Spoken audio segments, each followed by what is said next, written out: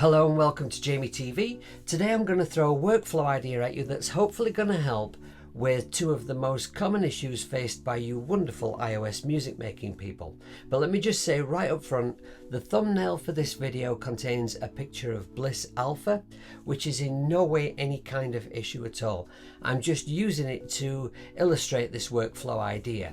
It is in fact an incredible synth which can sound like this.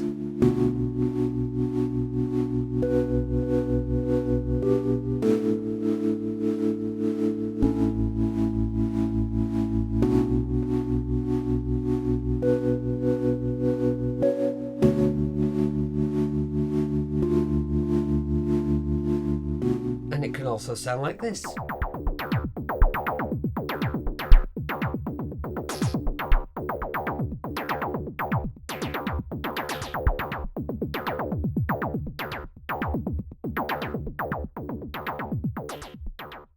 So those two main points that I'm going to address today. First of all, Cubasis 3 is very pretty. It is amazing if you are dealing purely with real audio. There's nothing as good on iOS at all, if that is what you need it for. It has many great features, but still now, 9 months after it was first released just in time to scoop up all the Christmas App Store vouchers, it's vastly inferior to Cubasis 2 when it comes to handling AUV3's. In fact, it's inferior to every other digital audio workstation on iOS that does that. So I have an idea of how we can move forward with Cubasis 3 in a productive way, kind of getting around that problem until Steinberg eventually sort it out. Now, you might say, but Jamie, you announced that you were no longer going to use Cubasis 3. You said you couldn't take it anymore, and I couldn't take it anymore. But a couple of things have changed. First of all, there was a recent update which cured the constant crashes I was suffering, and it did get rid of a lot of the irritating little bugs, and there were a lot of them. It's done nothing for the AUV3 problem, but the other issue is there's currently an awful lot of new people coming into making iOS music, and they all seem to be buying Cubasis 3, and you can see why. It's the obvious door to choose for a lot of people, and with the Steinberg name being on it, it's kind of like a guarantee, like a stamp of quality. Well, it ought to be, right? So I'm sure Steinberg will sort this issue out sooner or later, but this workflow idea will hopefully help us move forward, because a lot of these people haven't got Cubasis 2. I can't just say to these people, well, use Cubasis 2 until they sort it out. Right, now the other thing that we're going to talk about today is this. On the iOS platform, we are spoilt for choice when it comes to quality synthesizers, which doesn't sound like an issue, does it? But what happens is, Doug Woods does his playthrough and we all watch it and we go, yeah, that sounds amazing. And it's as cheap as chips, and it's just come out, so it's on offer a little bit. It's even cheaper than it's gonna be. And we need to support the developers, and we want it because it sounds amazing. So we buy yet another synthesizer that we won't have time to fully investigate. And how many times have you seen it said in a forum on the net where we talk about our beloved iOS apps? I've got too many synths. I've got synths I've never looked at. I've got synths I never use, and they're all amazing, right? So what we're going to do is we are going to use one synth today. It doesn't matter which one you choose. I've chosen Bliss Alpha because I've just got it and I want to learn more about it, right? So pick one synth off your iPad, and this is what we're going to do.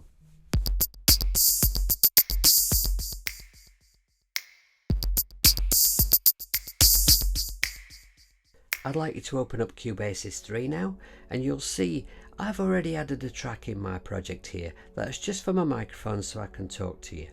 So just ignore that and go here, add a MIDI track, and then go and make it a nice colour, and then open up your audio unit synth of choice, which in my case is going to be Bliss Alpha. And then what I want you to do is just have a play around with the sounds in your synth, or maybe in fact create your own sound, whichever you prefer. Just find the sound that inspires you, something that says, yep, I could write a track with that sound right now. I've chosen to use this sound that I made up myself earlier actually, and it sounds like, oh hang on, I just need to press this. It sounds like this.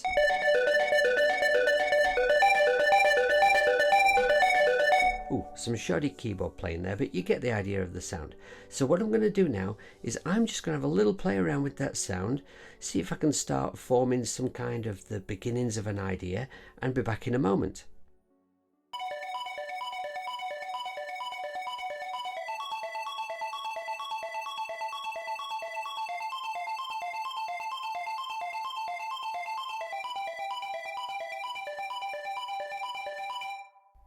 So, as you can hear, I've recorded a few bars of music. It's sounding pretty pleasing to me so far.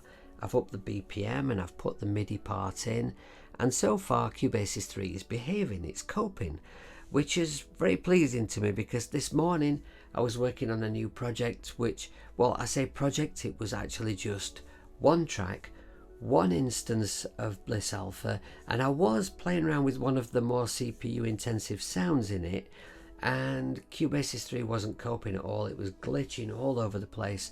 So I've actually recorded some evidence of that to send to Steinberg later, and we'll see if they come back to me on it.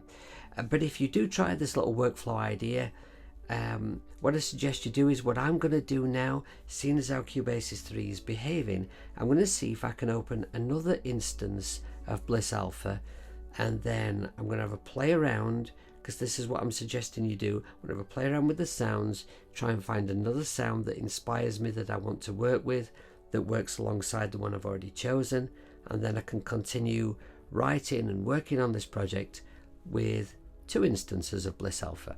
So let's see if Cubasis 3 can cope with that.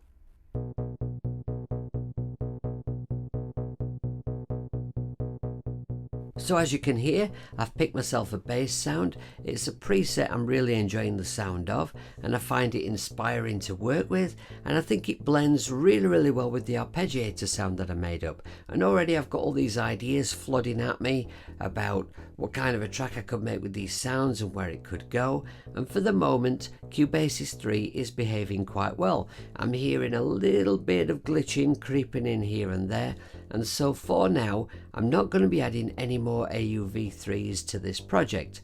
I'll make sense of that for you soon. But what I am going to do before I move ahead with creating this track is I'm wanting to get to know this synth better, right? So I've put some MIDI in for this bass part, and what I'm going to do is I'm going to go into Bliss Alpha, and I'm going to go to my preset bank, and if I click on all here and click on bass, this is going to give me all the basses that are available in Bliss Alpha. So what I'm going to do is I'm going to put this loop on up here, and I'm going to let what I have so far loop round and round and round. I'm going to listen to all the basses, even though I'm pretty satisfied with the bass sound I've got at the moment. I want to hear all of the presets that are available to me. This is going to give me not just an idea of what presets the app offers me, but also what sounds the app is capable of if I start digging in like the synth noob that I am and trying to program my own sound. So I'm going to press play and have a listen to a bunch.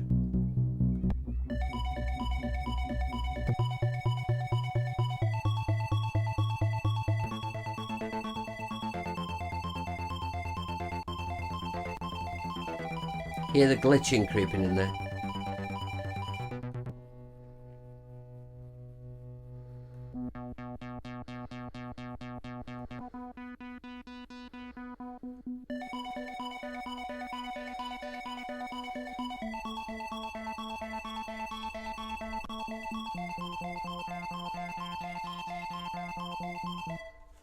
Picking one may be more difficult than I thought. Now, when you're trying out this workflow for yourself and you reach this point, what I want you to do is go ahead and build the rest of the track. It doesn't matter if it's a song or instrumental or a beat, or if you want to view this as more of an experiment than anything, you could just make it a short loop. And what you're going to do is use the internal Cubasis 3 sounds just for now and go mad. Don't pissy pants about. The more tracks you add, the better this is going to work out. Now don't worry about just using the Cubasis 3 internal sounds. If you can't find the perfect sound that you're looking for a particular instrument, it doesn't matter, we're going to replace that later. Although to be fair, actually some of those internal sounds for Cubasis are actually really good. One thing you are going to have to do is, if you're using drums in your project, then you're going to need each drum, each component part of the kit on a different track. So, you know, like kick, snare, hi-hat, etc., all on separate tracks. I'm just going to go ahead and build my track, and then I'll come back and show you what I mean.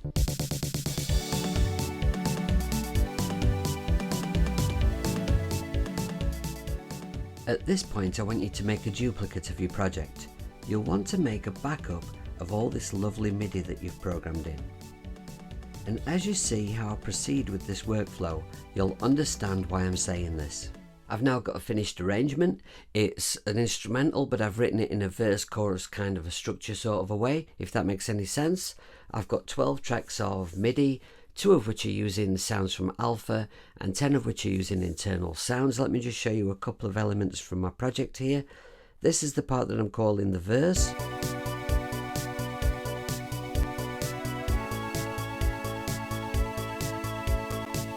You'll be hearing a little glitch in there, I would imagine, and that's because I'm screen recording. Cubasis 3 is running fine with the 2 instances of Alpha, but the screen recording, which I've got to do so I can show you this, is pushing that CPU just over the edge. And it just kind of shows you just how close Cubasis 3 is to tripping over. So yes, the verse part motors along at 129 BPM, but it's not entirely upbeat sounding. There's some minor chords in there, and it's a little down in mood in places. Then I've got this very uplifting, bouncy chorus part.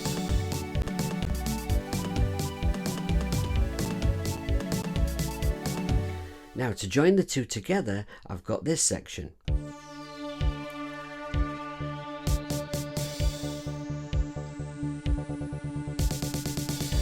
If you've seen the video that I made where I made a track entirely using sounds from Primer, I made a riser sound in that synth for that video, and I'd like something really similar to that for this track, for this section, but I'm not allowed to use Primer, right? It's all got to be sounds from Alpha. So one of the things I'm going to be working on today is I'm going to be seeing if I can make a riser sound in Alpha. Now the next thing that we need to do is to start getting the parts that are using sounds from Alpha changed into real audio. There are 2 methods that I would use for converting a MIDI track with an AUV3 on it into real audio, and the first and most obvious of those is to come over here and click the little snowflake button. Freezing the track will create as a real audio WAV file directly under the MIDI track that sounds exactly like the MIDI track did with the AUV3 on it. You'll see that the MIDI is now grayed out because this track is no longer functional and is no longer consuming any CPU. When you've frozen your MIDI track, don't forget to solo the real audio track and have a listen all the way through and make sure it's come out perfect before you continue. Also, you want to see a nice solid WAV like this. You don't want peaks that are too high, and you don't want too weak a signal either. If it's not come out right, simply press the little snowflake icon again to unfreeze it. It reverses the process, and then make adjustments in the AUV3. If you need to make adjustments to the volume in particular, make sure you do those in the AUV3. Many people have reported that when they've been trying to use freeze in Cubasis 3, they've suffered with crashes, and I myself was unable to use freeze at all without a crash every single time until the most recent update. So here's an alternative method you can use for changing your MIDI into real audio. What you'll do is simply solo your track and then go and create a mix down.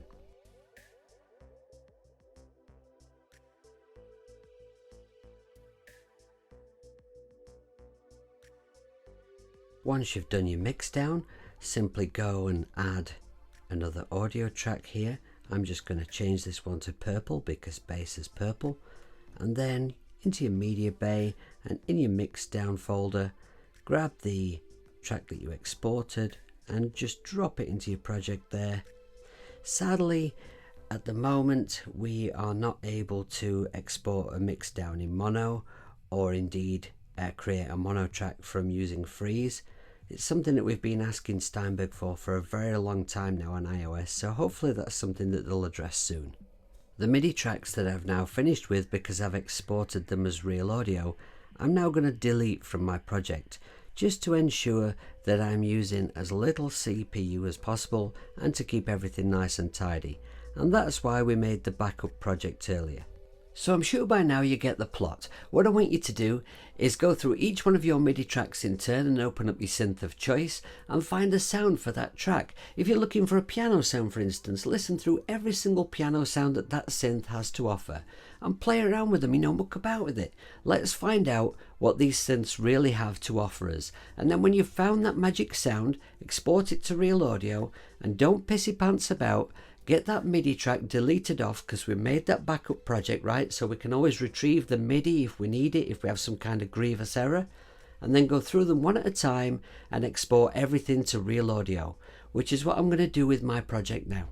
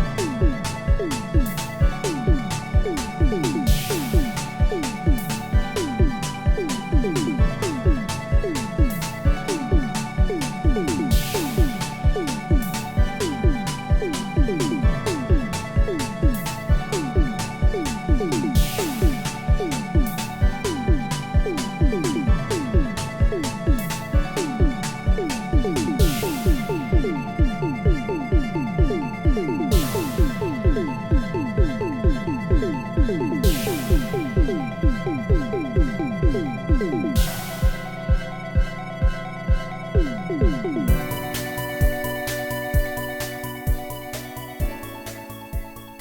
now let's be honest. This is not a perfect workflow. This is not really how we'd like to be working within Cubasis 3, but it has meant for me today I've been able to get all the way through a project that required use of a lot of AUV3's without any serious problems, without any terrible crashes, and I hope that it's going to work for you too. And I hope that you can use it to help you learn one of those synths that you've sadly neglected. Of course, if you have a bigger, better iPad than me, I'm on a 2017 5th gen regular iPad, then maybe you can have more instances of your chosen synth open at once. Just take the workflow idea and adapt it to your needs. Now before I go, I've got a couple of bits of news. First of all, whilst I've been making this video, an update appeared for Cubasis 3, and it was an update for an issue with interrupt audio. Now whilst that doesn't help us with this AUV3 problem, which is the main problem everyone's complaining about, it is nice to know that Steinberg are working on Cubasis 3 and they are coming up with fixes and they are listening to people. Also, they've contacted me and asked me if I would like to be a beta tester when they do have a fix for the AUV3 problem. A fix is coming and they want me to test it, which surprised me because I've probably become Steinberg's biggest critic online when it comes to Cubasis 3, but I will of course be more than happy to be a tester. In fact, I'll be quite honoured, and I will give them my absolute best and help them as best I can to get this fix sorted out and really bring Cubasis 3, you know, bring it up to speed. Let's get it to where it should be, because it could be just the very best DAW on the iPad. Let's hope for that, you know. Okay, now before I go, let me just say thank you for watching, and if you have any questions about this video, then please do feel free to contact me. My email address is down below. You can message me on any of my social media. All of the information you need for that is down below. If you'd like to help the channel, I've got a paypal.me thingy down there. And my Patreon is coming along. I'm starting to add bits and bobs there, things that I can give away, things that I can give back for people supporting me, for watching my videos, and for being a Patreon. My idea as I move along is that more and more I will support my video content with extras on Patreon. So that's all from me today. Take care of yourselves, be good, don't pissy pants about, and I'll see you later.